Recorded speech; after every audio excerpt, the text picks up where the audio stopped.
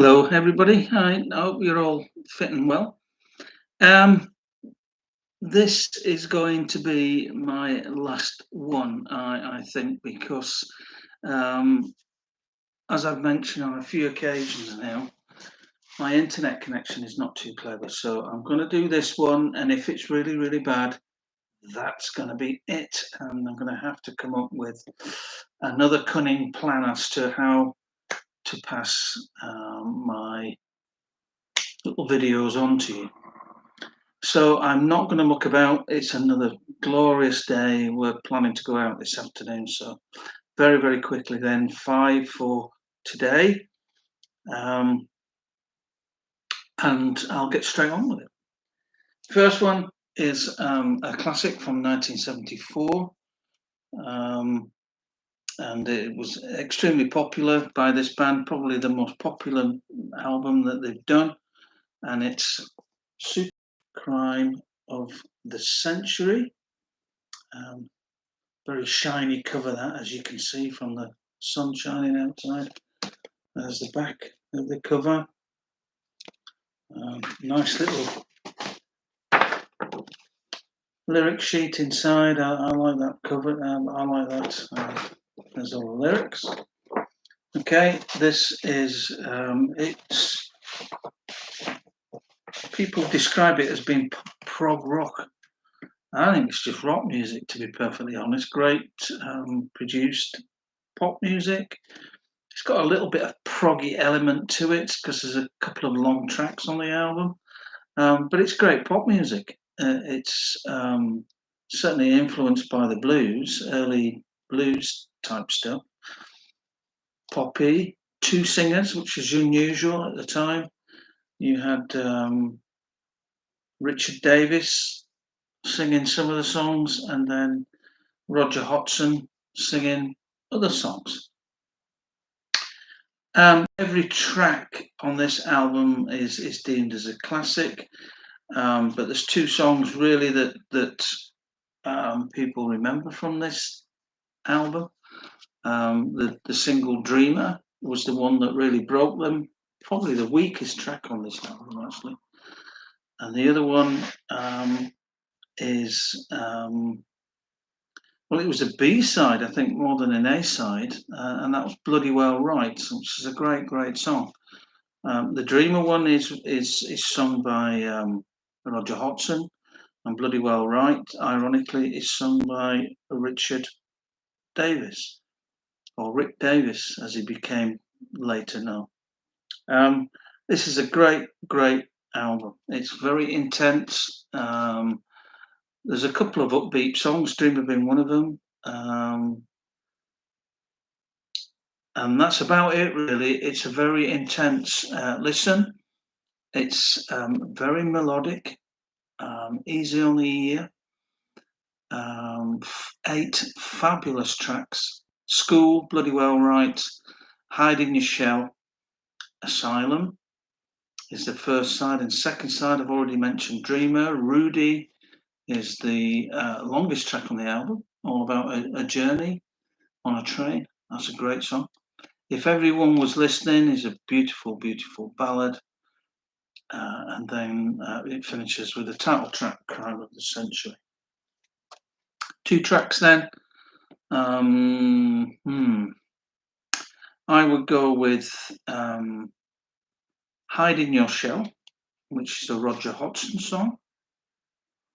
And then I'd go with the longest track, Rudy, which is a Rick Davis song. So one of each, actually. The whole album, though, is a great listen. It's deemed as a classic. It certainly in 1974 was one of the most popular albums. Although when you look at what was released that year in 1974, there's some absolute classics released that year. But this was definitely one of them. So, first one then, Supertramp, Crime of the Century. The second one is, out of them, probably the one that you're not aware of. This is The Serpent's Egg by a band called Dead Can Dance. Again, there's a link between Supertramp and this, because this group has got two singers in it, but one of them is female and one of them male. Both amazing singers. So that's the front of the album then. Serpent's Egg is the name of the album. That's the back of the album.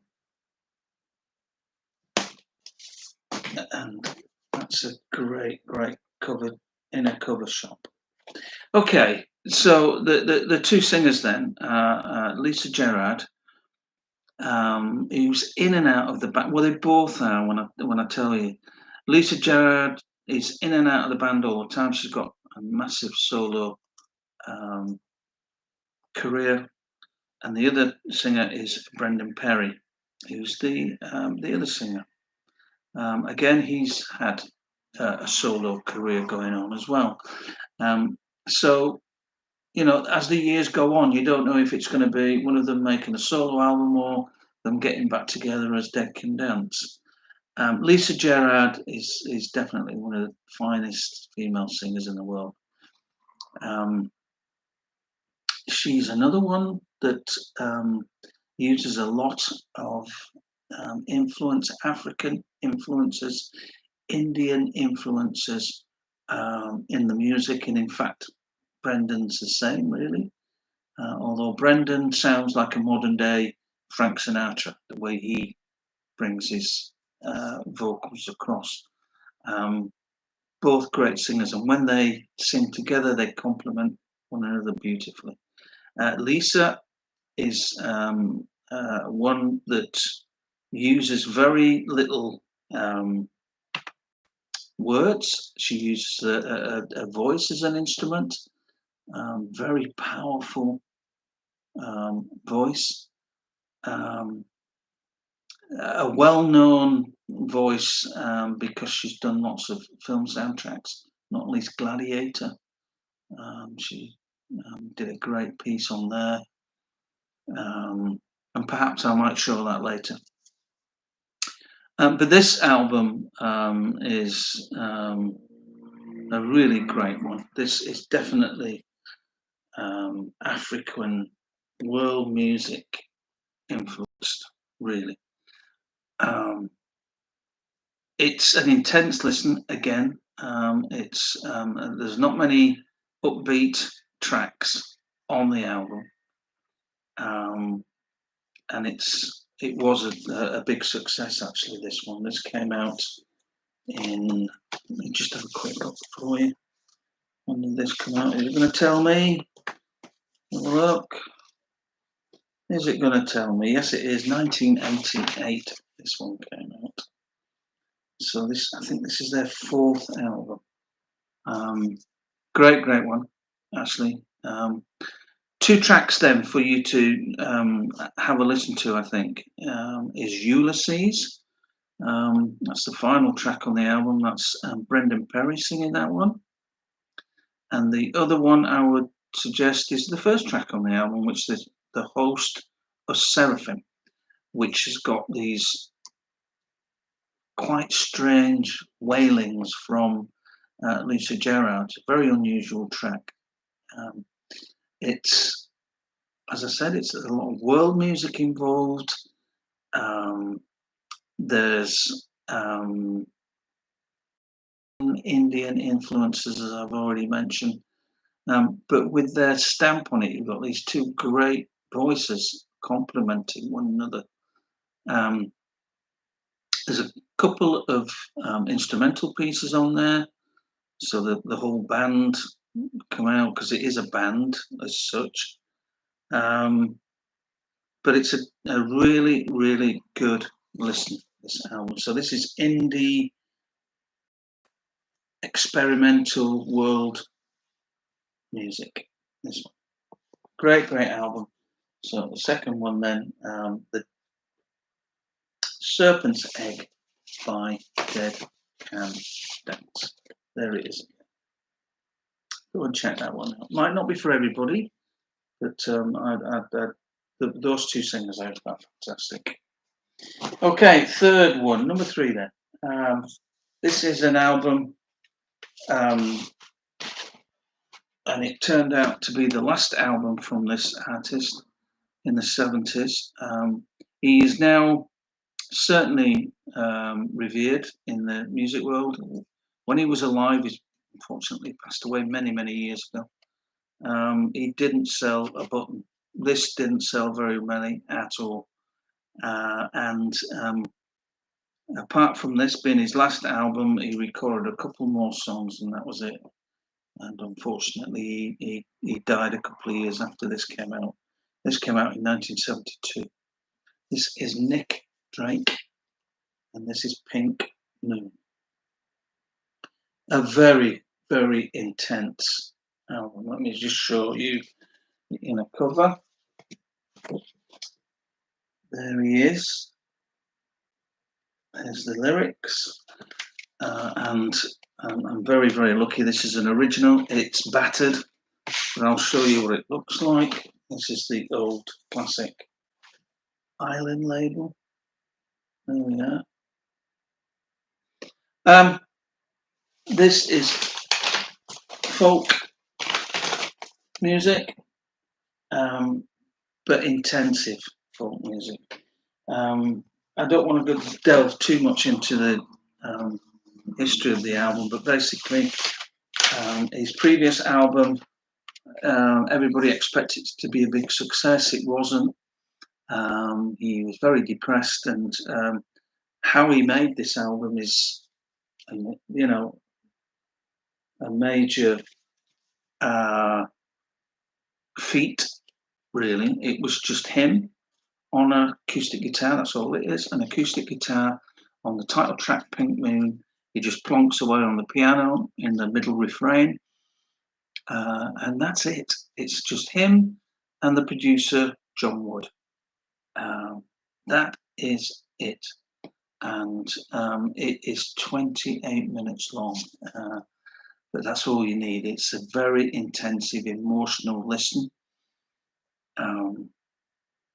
There's just six tracks on the first side and 5 on the second side. So 11 tracks, but very, very short pieces. The title track is just beautiful, beautiful. So it's acoustic folk music, this one. And I don't think there's in my opinion, there's never been a better album recorded. A lot of people would argue that Dylan was great with just an acoustic guitar, and a lot of others, of course. But this is certainly my favourite. It's just a solo vocal and solo acoustic guitar, and fantastic. The two songs that I would recommend for you from this album, yes, I'd go with Place to Be, which is the second track on the first side, and the beautiful, absolutely gorgeous From the Morning, which is the final track on the album. The great thing about this artist now is that, yes, he is very, very well known. He's deemed as a classic singer-songwriter, and the thing I like about this, his management now at Ireland, it's not Ireland anymore, it's a label called Universal. Their management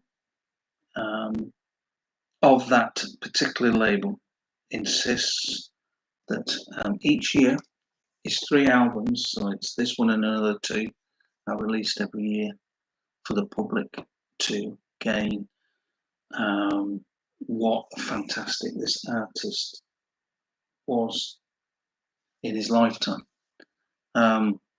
This has gone on to, I mean, goodness knows how many copies this has sold now. But this is an original, and I think it only sold about 15,000 copies, something like that, if that, actually, at the time when this was released. But now everybody wants a copy of this, and certainly an original goes for many, many hundreds of pounds. Believe me, although this is battered, it's worth a lot of money. This one. So the fabulous Nick Drake, then Pink Me. Number 4 and number 5 are a bit of a cheat, really, because they're sort of compilations, but of one artist. So it's a sort of rather than me show you individual albums of the two that I'm going to show you, I'm showing you sort of best ofs, really. But both of them are fabulous, really, really fabulous. The first one I'm going to show you is the Roy Wood story. Those people that don't know who Roy Wood is, again, a bit like Nick Drake, he doesn't get the credit that he deserves. He's written some absolutely amazing songs. He's been associated with 3 fabulous groups that are worldwide well known. And the thing I like about this album is that it's very difficult to read. The 4 sides are split up. And in each side is the groups and other people that he's been associated with. So the first side is his very early stuff with a band called The Move. And The Move had this hit called Flowers in the Rain in 1967, and that was the very first tune played on Radio 1 in the UK. And I can't remember who the DJ was now. It might have been Tony Blackburn, I'm not sure. But Flowers in the Rain was the very, very first song played on Radio 1 when it was launched in 1967. The next side 2, because it's a double album, is some more of the Move stuff. However, later, half of the Move merged into what was become another group, and that was Electric Light Orchestra. So him and Jeff Lynne and Bev Bevan were all in The Move. And the first incarnation of ELO was those 3. So the second side, the last 2 tracks really are, although they're called, there were hits, Tonight and California Man, they were in Intensive Purpose ELO before ELO formed. And then it was the first big hit that they had was Ballpark Incident as the ELO, and then Roll Over Beethoven, which is a fabulous song. However, ELO and Roy split literally, a year after they decided to form that band, and Roy went off and formed this amazing band called Wizard, and they had some fantastic hits, and I'll go into them in a minute. That lasted for a few years, and then in between all that, Roy was doing his own solo stuff, which is what side 4 is.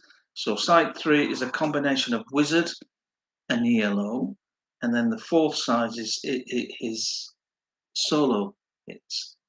The hits that they had then, with The Move, Fear of the Night, I Can Hear the Grass Grow, Fire Brigade, Blackberry Way, Brontosaurus, Chinatown. The hits kept coming all the time, and they were all written by Roy. California Man, I've actually mentioned that one. The 2 with ELO were 3 actually, 4, 5, 6, 8. Overture, that was fantastic. Ballpark Incident, as I've already said, and Roll Over Beethoven.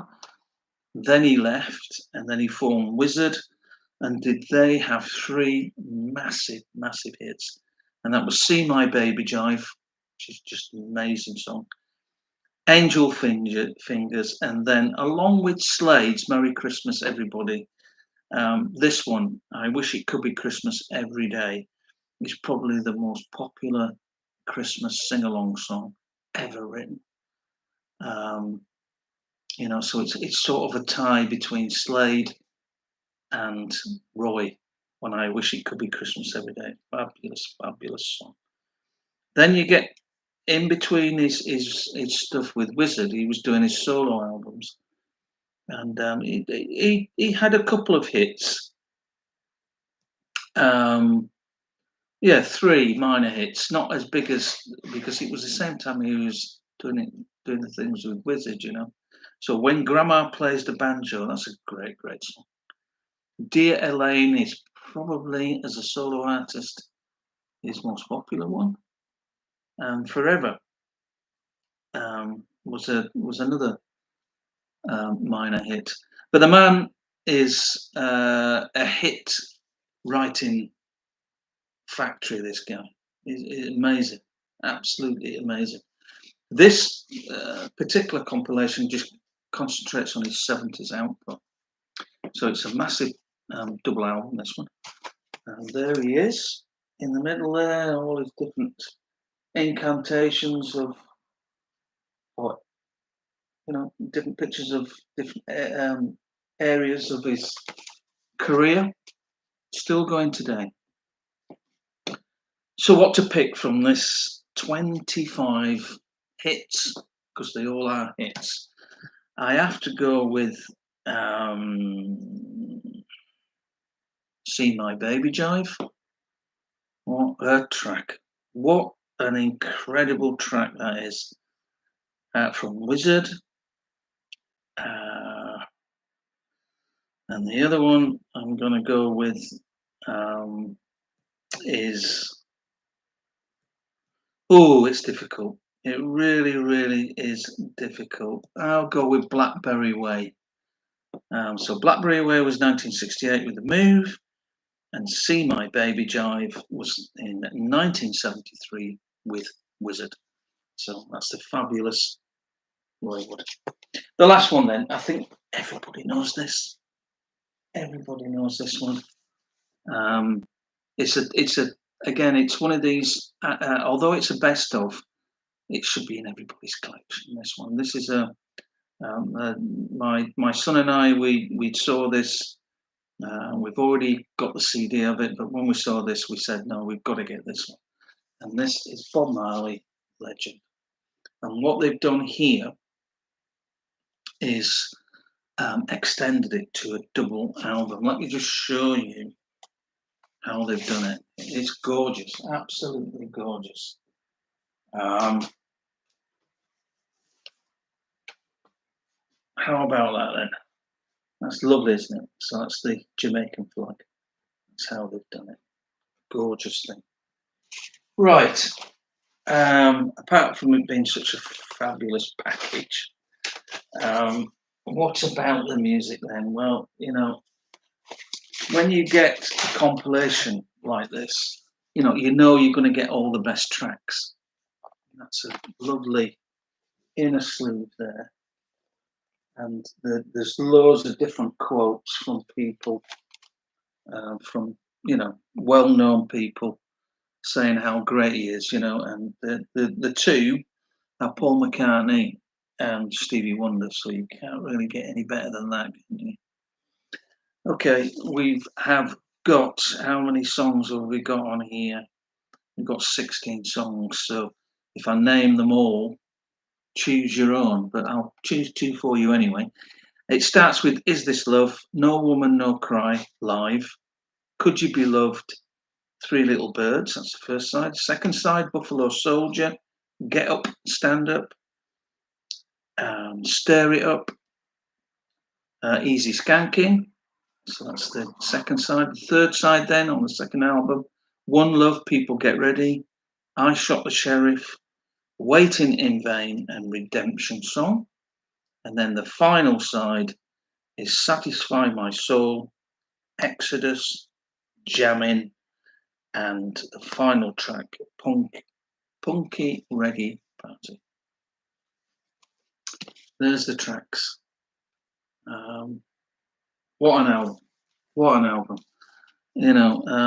If you want anything by Bob Marley and you don't really want to um, buy an individual album, but you want a good selection of his best stuff, this is the one. This is the one. So, what to go for then? Oh dear, this is not easy. It has to be No Woman, No Cry, the live version, not the original studio version, which is great, good. Very, very good. But this is the big one. This is the 7 minute No Woman, No Cry. Fabulous. Fabulous song. Um, oh dear. And the other one then? Oh, yeah, I think Waiting in Vain from the Exodus album. That's a great song as well, you know. But don't get me wrong, every single track is a winner on this. So if you haven't got any albums by Bob Marley and you want to um, discover what he's all about, perhaps you've never heard any reggae music before. That's the badger. You need to get this. Okay, this is not easy to find in this format anymore, but there is a CD version of it. I think they've released it again because this is 30 years. So this was 2014. This was released. So they keep re-churning it out, So CD or album. I think it's just a single album now. But yeah, this is a great one. There we are. So that's my final one then. Legend by Bob Marley. Guys, I'm going to be very quick. I'm going to look at this later this afternoon when we get back because we're going out to a lake in a minute, actually. And if it's not any good, then I'm going to have to stop because it's not fair on you to try and get through this awful internet connection that I seem to have. I do live in the middle of nowhere. That most people are aware of that, and the internet connection is not very clever at all.